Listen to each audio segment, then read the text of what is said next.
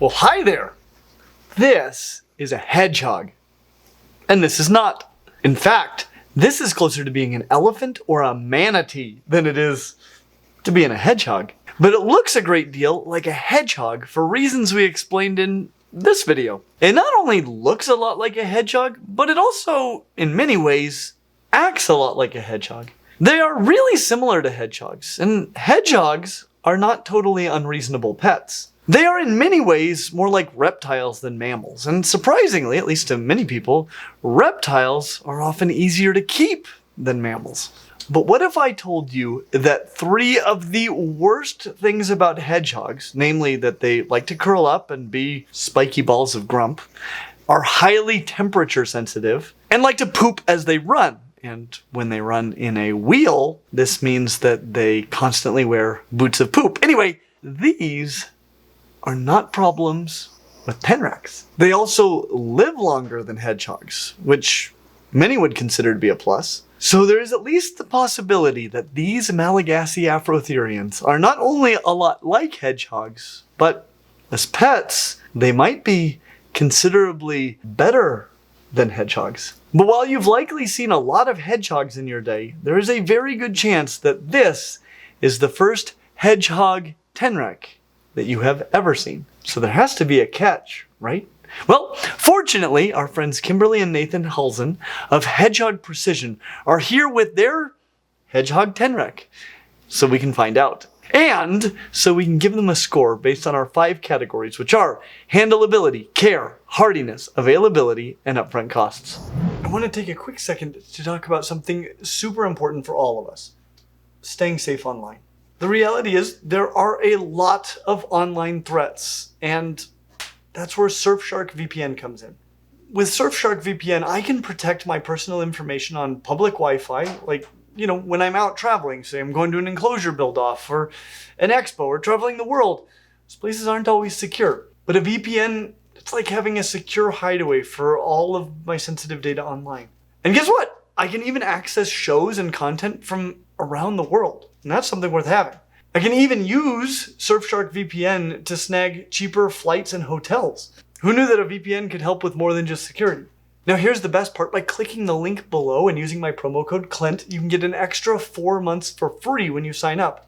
That's right, 4 months of top-notch online security absolutely free. And don't worry, Surfshark's got a 30-day money-back guarantee, so there's no risk in giving it a try. Plus, you can level up your protection with Surfshark One, including their alert service to notify you of data breaches and an antivirus to keep your devices clean. It's like having an extra set of eyes on your side. So thank you, Surfshark, for sponsoring today's video, and please hit the link below, enter the code Clint, and stay safe out there. When it came to handleability, we gave hedgehogs a 2 out of 5. A lot of that had to do with the fact that they're antisocial, grumpy beasts by nature that are covered in irritating spines. And that can certainly be true of tenrecs as well. But hedgehogs are very shy, and unless socialized very, very well, will just sit in a disgruntled, noisy, spike-covered ball for as long as you're messing with them. And even if you get them to come out of the ball, you still have to deal with the fact that they are poor climbers who at best will walk all over you with their poop-covered feet, pooping and peeing all day long, as they like to poop while they walk. And that is not the case for tenrecs. Tenrecs, for starters, are very good climbers.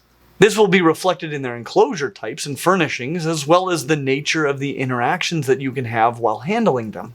They're also much better at staying on you than are hedgehogs. But perhaps more importantly, they are grumpy in a totally different sort of a way. It can be difficult to build trust with a noisy pincushion. But tenrecs, while they can go into irritated land sea urchin mode, tend to signal their displeasure by biting instead of curling into a ball. And while this might sound worse, it isn't. For one thing, their bites are not likely to be very serious. And on top of that, a grumpy little biter that is looking at you, listening to you, and interacting with you, even if it wants to bite you, is easier to work with than a ball of spikes and noises.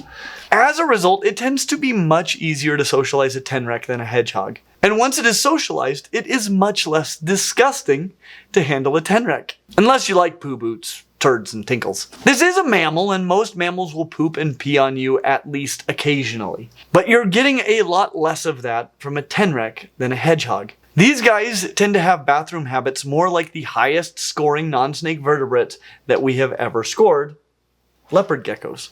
They just pick a spot or two where they like to do their business, and that is where they generally do it. Which means that their enclosures are less disgusting. They are less disgusting, and it is less disgusting to hold one. Plus, they are much better at cleaning themselves. They clean themselves very well with sand, so you don't need to bathe them in water regularly to keep the turds off their toes. In a nutshell, other than being more likely to bite when unsocialized, they are way better to handle than our hedgehogs, at least on average. There are extra antisocial tenrecs in the world, and there are borderline friendly hedgehogs, but on average, tenrecs are going to be easier and more fun, and heck of a lot less disgusting to handle. They get a 5, which is a higher score than we gave to rats, and that's insane. They aren't nearly as social as rats, but unless you handle them for very long periods of time, they are way less likely to do their business on you. And I don't know about you, but no matter how nice you are, if you poop on me, you're losing a point or two. Normally right here we would go on to care, but before we get to care, I would like to have a special segment called Clint Talks Torpor. As I have researched care for both hedgehogs and hedgehog tenrecs, I have seen a lot of conversation about hibernation and something called torpor. And a lot of it has been wrong. So I thought I might take a minute to clear some things up. Endotherms, like hedgehogs and tenrecs, use a lot of energy maintaining a body temperature warmer than the ambient temperature. In many cases, endotherms use the majority of all of the energy they consume just to warm their bodies. And this is especially true in small animals that have a higher surface area to volume ratio than do larger animals. This is why small endotherms need to eat pretty much all of the time. It's also why they eliminate so regularly. Some small endotherms can literally starve to death in a few hours, which doesn't leave much room to, sleep or say hide from predators during the periods of the day that you're less well adapted to navigating safely, or for food to become scarce, or for temperatures to become so extreme that the energy required to maintain an elevated body temperature becomes even more burdensome, especially if that extreme temperature happens to accompany a time when food becomes scarce. So if these animals are going to survive these unfavorable conditions, or even sleep for more than a couple of hours, something has to give.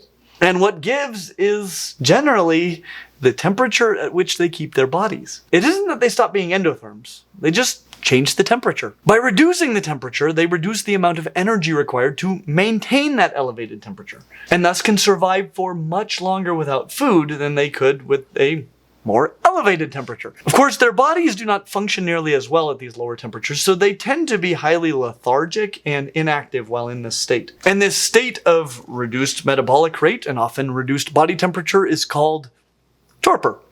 Torpor can last anywhere from a few hours to get you through the night or the day, whenever it is that you're not well adapted to being out looking for food and tend to sleep.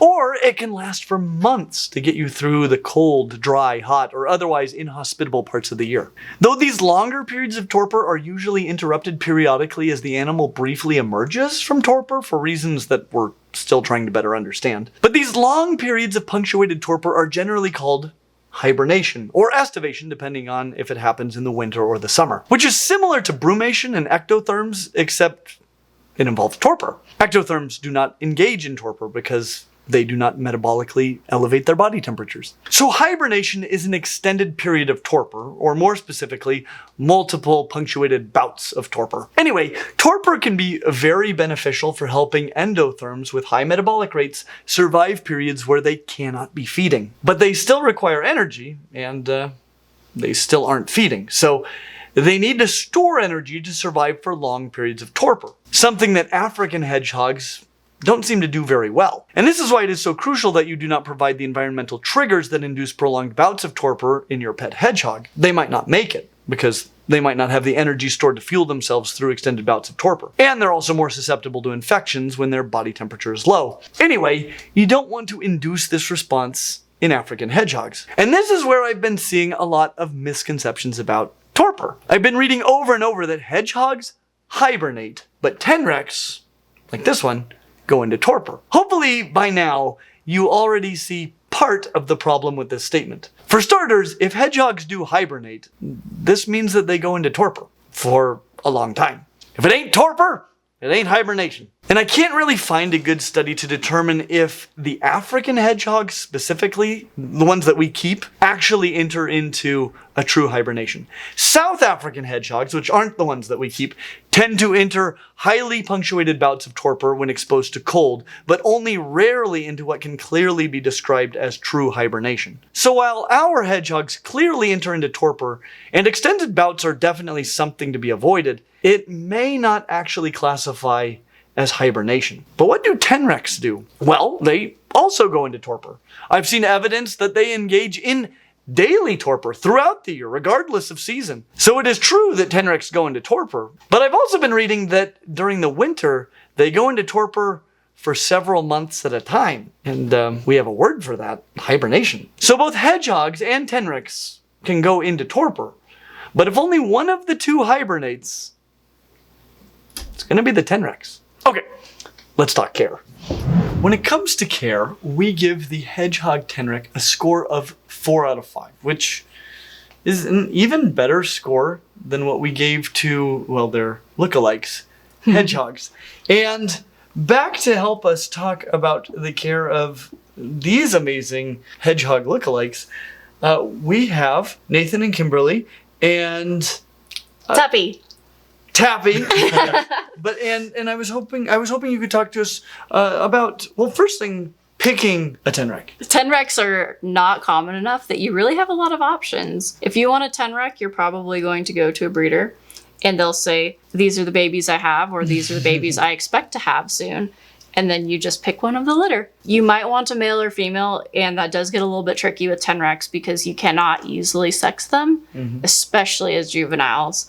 So a lot of breeders will offer DNA sexing where they actually send a sample off to find out if they're boy or girl, which is exactly what we did with her. Her breeder was able to confirm that she was a girl before we brought her home. I don't think there's nearly as much variation in their temperament as there is with hedgehogs. There are ones that are more outgoing and ones that are more sleepy and ones that are more tolerant of handling, but they're much more uniform. And that can be a wonderful thing. It is good to know what to expect. Yes. I know that the enclosure for a tenrec is very different than what you would set up for a hedgehog.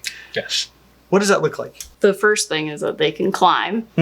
Hedgehogs are, they can scale somewhat with footholds, whereas these guys actually have little grabby hands. Long toes. You were able to provide some vertical space for them to explore, and they're also much better at escaping. So hedgehogs you could literally put in a tub without a lid and it's fine because they can't climb out. Whereas tenrecs can escape much more easily, and they're small and you don't think they can get out, but they can. Very common to lose your tenrec. So what kind of enclosure would you recommend? I would honestly, like, my preference if I had to pick out of anything would be a front opening enclosure like you would use for most reptiles. 4x2x2 front opening enclosure would be amazing. They do still need horizontal space, but you don't have to have quite as large of an enclosure as a hedgehog. One, because they're a lot smaller. Yes. And two, because they will utilize that 3-dimensional space a lot better. But yes, avoiding escapes, climbing opportunities, their wheel, really they're sleeping half the year. So, I mean, when she's in torpor, we just have her in a little bitty enclosure where she's got her water and food that we offer once in a while, but she's just sleeping. What does food look like? Because I know these guys eat more insects usually than a hedgehog would. They do eat lots of insects, and they also oftentimes have a preference for live insects, which can make feeding them tricky. Live insects, unless you are being very particular about gut loading them with calcium, are going to be calcium deficient. And so if you're only feeding your tenrec live insects, they are going to have a calcium deficiency. What happens if you calcium dust them and things like you would with reptiles? Does that, given that these are so olfactory... It can influence the palatability. She doesn't like dusting, for example. So it gets a little bit tricky. Some owners just prefer not to supplement with calcium for various personal reasons. So how do you get calcium into them? Ideally, you get them eating a balanced diet that is sufficient in calcium. If not, like if I were to develop a Tenrec diet, I would actually over supplement calcium in the staple diet to account for expecting to feed some insects that are deficient. But you're not going to find anything like that on the market. Just hope to get them eating something that's got a good calcium phosphorus ratio that is the bulk of their diet, instead of them being picky and only eating live bugs. What are some options that can be a good staple diet for them? You can use an insect-based kibble, like our Hedgehog Precision Food is very close to what they would be eating in the wild with their bugs. A lot of people will find a certain cat food that their Tenrecs like and say, okay, they're willing to eat this, we're going with it, because sometimes you just feed them what they're willing to eat. Not perfect, but eating is better than not eating. That makes sense. There are a variety of other like insectivore formulated diets that you can find as well that might come in different forms that are more palatable. So definitely check out what the options are at the moment. Very cool. Sometimes you just have to offer them a lot of different things and see what they'll eat. That makes sense. What about water? We always use water bowls. Okay.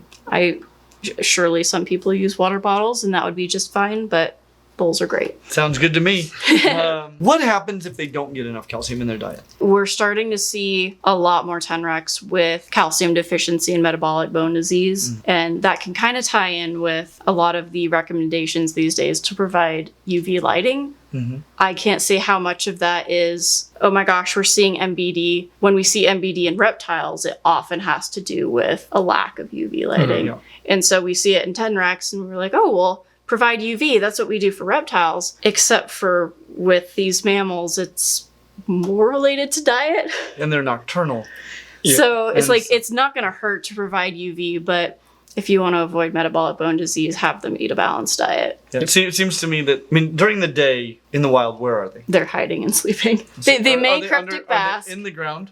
Okay, so they sometimes are they out? I honestly don't think there's a ton of field research on their behavior. So in that case, they're probably only, if they're having any exposure to UVB at all, it's going to be dawn and dusk. Yep. And it's going to be over their quills where they can't metabolize. So I would be very surprised if that's the principal problem. Yep. It's kind of being touted as like, oh, well, you should definitely do that to address this. And I would love to see people address their diet first and foremost. So we already talked a lot about heat and torpor. What is the heating requirement for these guys? Because they also need a warmer ambient temperature generally, correct? They do. So if you keep in mind that these little guys are from Madagascar, where it is pretty warm, not outrageously warm, but pretty warm. Generally, it's recommended to keep them at least like 72, 74 degrees as their ambient temperature. You can reduce that in like the fall, winter time when they naturally go into torpor. The different physiological cues that they have to go into torpor, they'll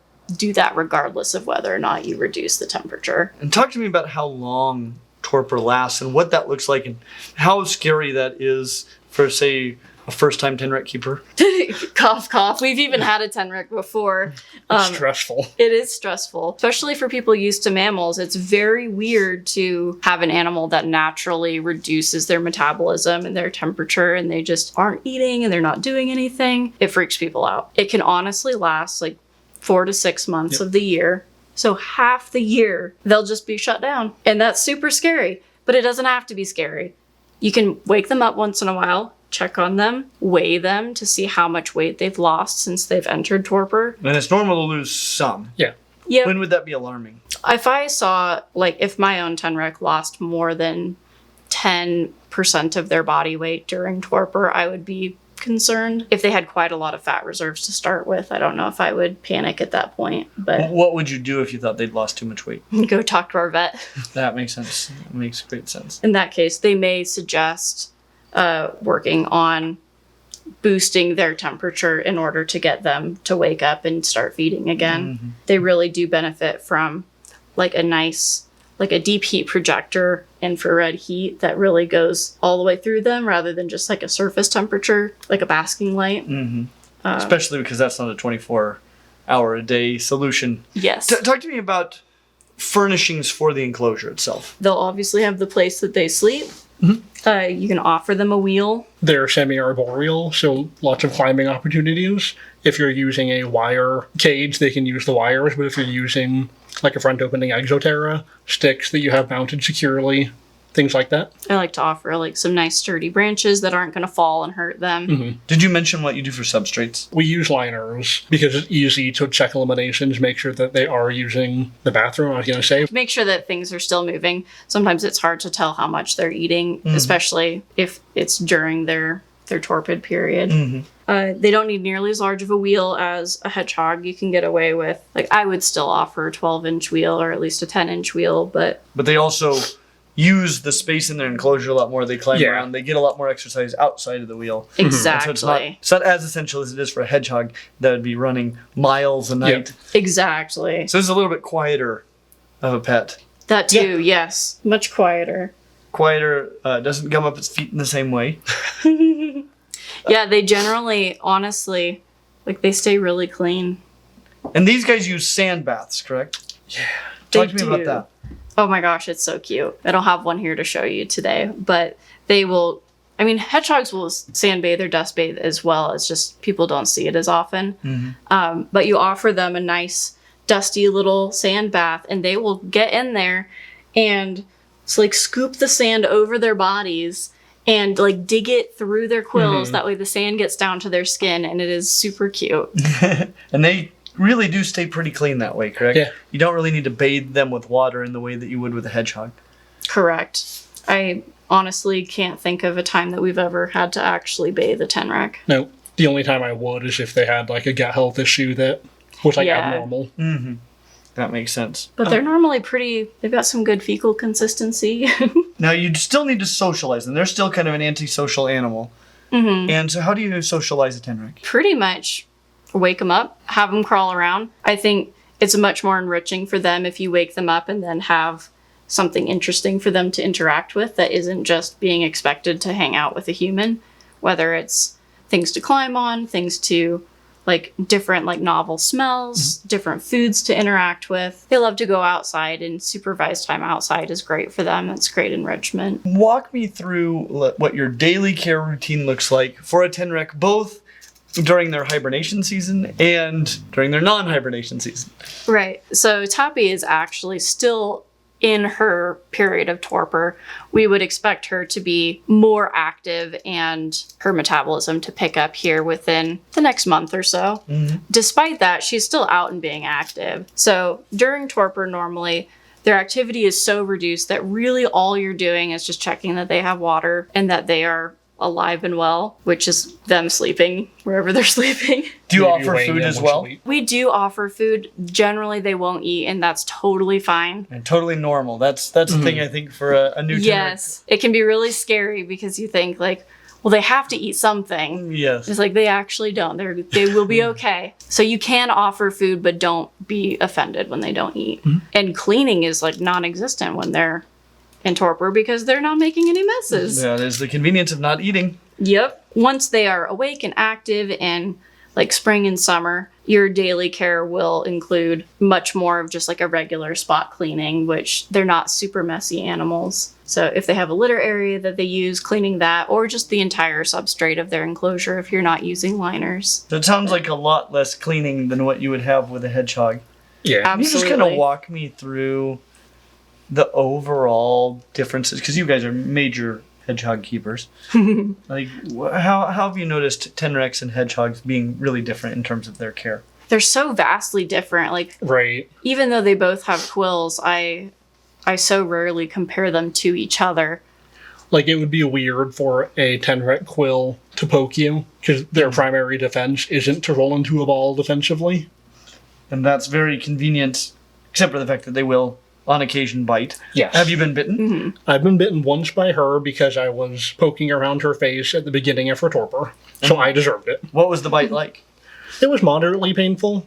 She didn't draw blood, but I wasn't expecting it, so I pulled back. I drug her with me a little bit before stopping myself. Had to detach. Yeah, it wasn't that bad. It's like a crushing bite that really hurts, but it's not going to draw blood. Like, you might have like a red mark left, but They've got some goodly little tusks in there. it's just like that nice little like Yeah. a little pinch, a hard pinch, because they'll grind their little teeth into you. They got elephant teeth and tusks, and Yeah. you get to feel it all. And just in general, they have a slower metabolism than hedgehogs do, so there's less volume to deal with. Well, I love it. Anything else you think somebody considering a Tenrec should know about care before we move on to hardiness? The biggest thing is that it's hard to tell what sex they are unless you get them DNA sexed. And if you do end up with a male, as they mature, one, they'll get these goofy, puffy eyes, where they have a whole bunch of like milky excretions that they will scent mark with, which will freak people out because they're like, why are their eyes so puffy? And why is there milk coming out of their eyes? And that's because they like to let everyone know that they are beautiful boy. But there's also a musk that comes along with being a boy. Yeah, we were thinking of a very tactful way to put that. Yes, you had a great phrase. I've heard it compared to Fritos, corn chips, Doritos, or also substances that might make a person crave Fritos or Doritos. And that is absolutely accurate. Sounds like you've had some awkward conversations explaining your Tenrecs in the past. It has occurred before. And that was before certain substances were legal in Oregon when we lived there. It is pungent enough that you would have to explain to house guests, and you would potentially have some of that aroma cling to you if you were out in public. So I think that's worth being aware of. I don't think that it should be a deal breaker, but just like with ferrets and musk, like if you have a boy Tenrec, that's going to be the case. And it feeds into your decision if you're trying to pick a male or a female. Exactly. That is why we decided this time around we'd like to have a female. That way we didn't have quite so many questions to answer about the aroma of our hedgehog room. She lives in our hedgehog room. When it comes to hardiness, we give the Hedgehog Tenrec a score of 5 out of 5, which is pretty darn good. Now, we've mentioned already some concern about metabolic bone disease and calcium deficiencies. What are some other diseases and things that you might look out for? Honestly, I hear about so few things that go wrong with Tenrecs. Like, they technically can get skin infections or... They're really, really hardy. Yes. And part of that is because there aren't that many in the pet trade, so we are not exposed to a large number of sick animals to learn from. But my goodness, I can't even think of things that I don't often know go of wrong. any issues that I think of as like a Tenrec issue. Well, like any animal can get a skin infection, any animal can get ear infections, but... Right. That's why they get a 5. And their lifespan is quite a bit longer than a hedgehog as well. But how long would you expect? In captivity, it seems like 10 to 15 is not uncommon. Wow. Which is crazy for something so small. Yes. So, yeah, if the lifespan of hedgehogs and rats and a lot of other small mammals is a problem for you. A Tenrec is a great way to go. Yep. You get to bond with them and your heart doesn't break quite so soon. Yes. Well, thank you guys so much for bringing all of these amazing creatures out here. It has been such a pleasure getting to meet them and getting to meet you, and thank you for sharing all your wisdom with us. Thank you for having us. It has been a privilege to be able to come out and share them. When it comes to availability, I have bad news and good news. I'll start by saying that you can't walk down to your local pet shop and get one. I've never seen one at an expo. And there aren't many breeders. So you'll probably need to arrange long-distance transport.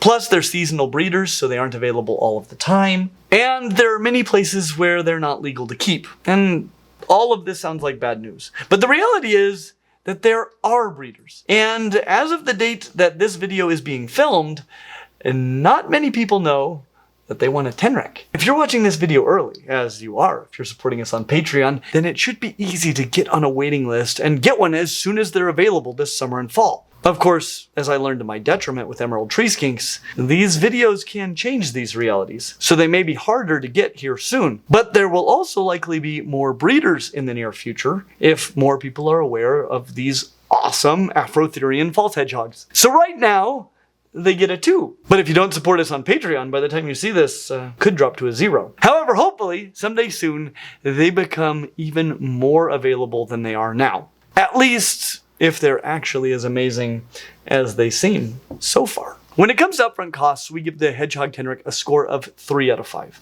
Hedgehog Tenrecs are definitely more expensive than hedgehogs, but not way more expensive. They're still going to be somewhere in the mid to maybe upper 3 figures to get one. Good news is, though, you don't need more than one. They're highly antisocial.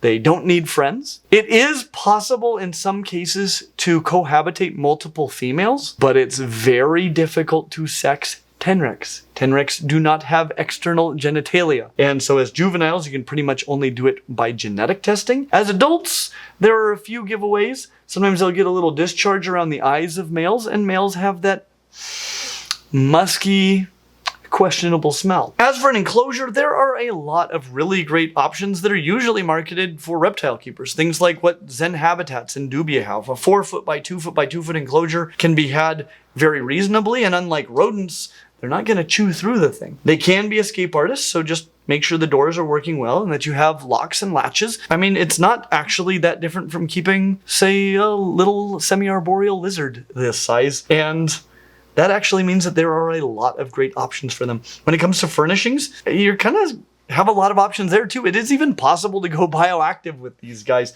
A lot of climbing branches, but sturdy. Think about the kinds of branches and things that you'd want if you had a decent sized snake living in that enclosure. Something they're not gonna knock down, that's not gonna collapse on them, but they will get a lot from climbing around. Of course, other furnishings, things like fleece, things like wheels, these are also great for them and they'll use them, and those aren't so normal for reptiles, but they're very normal for small mammals. Remember, you are going to need heating, and something that can heat it day and night. That could be just heating the room, but it also might mean heating the enclosure. Let me add just one more thing while we're talking about availability.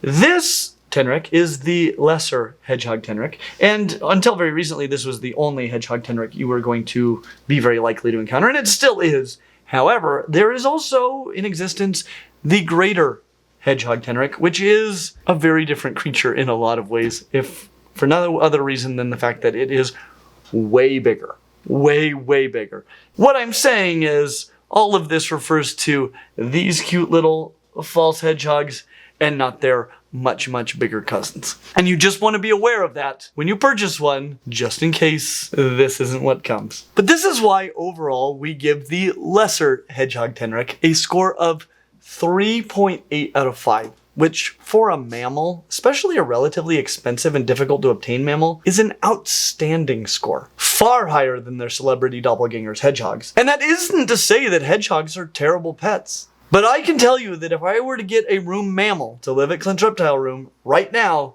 it would probably be a Hedgehog Tenrec. They are really quite amazing, and they have a very cool story to tell. If what you want is an animal that looks like a hedgehog, is about as easy to take care of as a reptile, but doesn't wear poo boots, then the Hedgehog Tenrec might be the perfect pet mammal for you.